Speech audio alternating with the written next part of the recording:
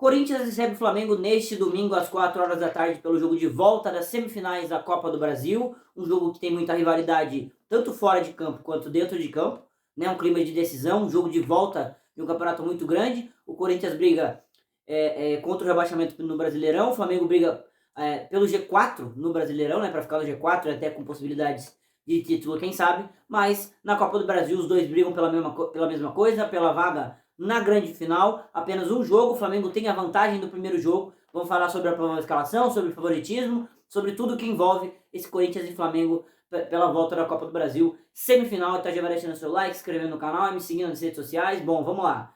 Cara, um jogo que envolve muita coisa e que vale muita coisa, né? Tanto para Corinthians quanto para Flamengo.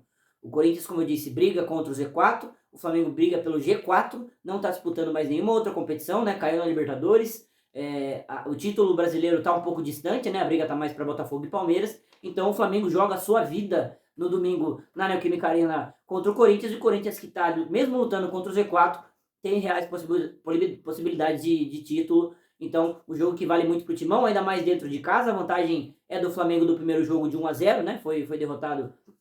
O Corinthians foi derrotado pelo Flamengo por 1-0 lá atrás, fazem 2, 3 semanas, né? Esse jogo no Maracanã, num jogo que, se não fosse o Hugo Souza pelo lado do Corinthians, o confronto tinha acabado, né? Na minha opinião, o Flamengo jogou para fazer 3-0, né? 4-1, se você quiser dizer que o Corinthians mereceu pelo menos fazer um gol, né? Mas o Flamengo foi muito melhor, jogou muito melhor, foi na estreia do Felipe Luiz, inclusive no comando técnico, né? O Flamengo jogou muito, e se não fosse o Hugo Souza, esse confronto para mim teria acabado. O Hugo fez uma excelente partida no Maracanã, né? Até falhou no gol do Alexandre, mas se não fosse ele, teria sido 3-4 a favor do Flamengo, e ele manteve o Corinthians vivo para essa decisão. Agora a vantagem do Flamengo, claro que tem a vantagem do empate e da vitória, mas a vantagem é apenas de um gol, então o Corinthians está totalmente vivo, e a gente vai falar sobre favoritismo aqui depois, nesse grande confronto. O Corinthians tem, por provável time, né, para entrar nesse jogo, tem a sua escalação com força máxima, né? Uma semifinal de campeonato, jogo de volta,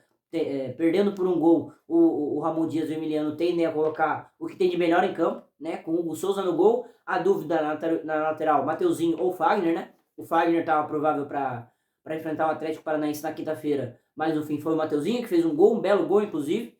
Na zaga, Kaká e Ramalho. Na lateral esquerda, o Bidu. No meio campo, apenas uma dúvida, né? Martínez, Carrijo, e aí Breno Bidon ou Charles, né? Para ser esse terceiro volante, juntamente com o Rodrigo Garro. E na frente, Yuri Alberto, Romero ou Thales Magno, porque o Memphis Depay está fora dessa partida. Não está inscrito ainda no campeonato, né? Na Copa do Brasil. Ele que fez seu primeiro gol na quinta-feira com a camisa do Corinthians, um golaço de falta, né? Todo mundo viu, todo mundo sabe.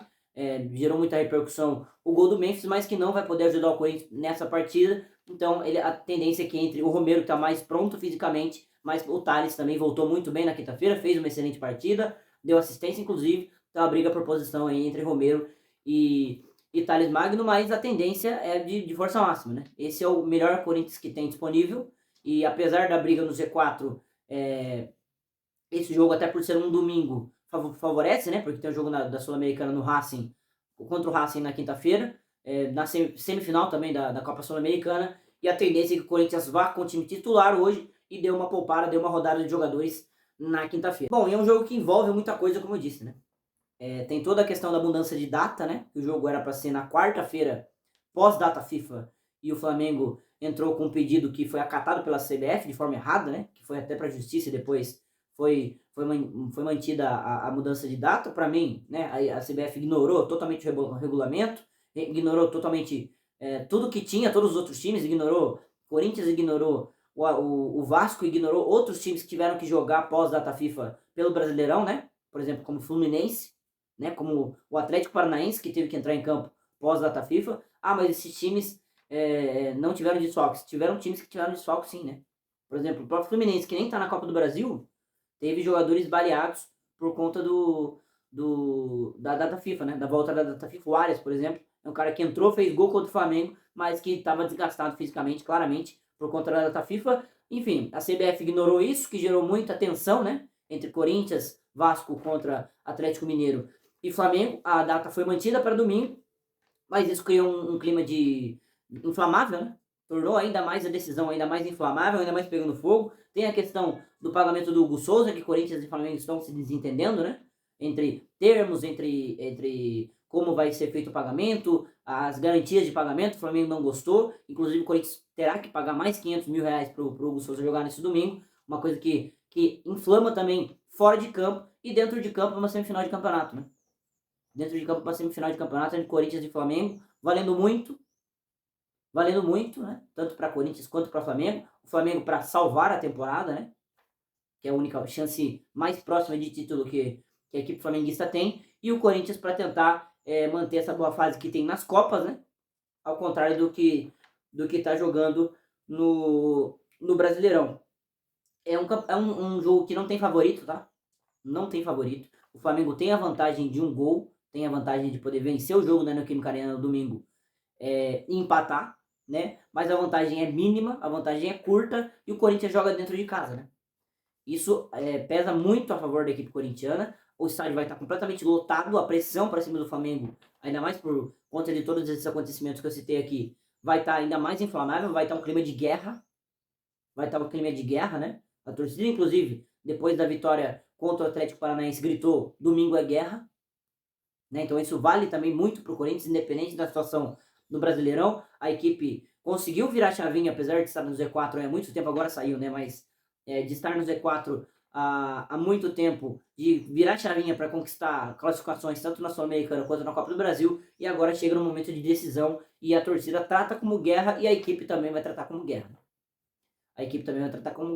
O Corinthians chega de uma vitória espetacular contra o Atlético Paranaense dentro de casa, né?